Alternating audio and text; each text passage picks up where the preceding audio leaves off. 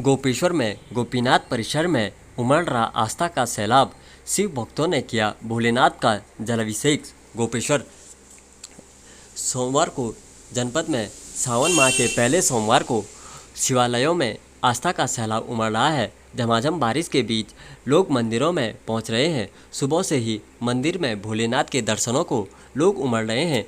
गोपेश्वर के गोपीनाथ मंदिर के साथ ही छोटे बड़े शिवालयों में भक्तों ने पूजा अर्चना कर शिवलिंगों का जलाभिषेक किया।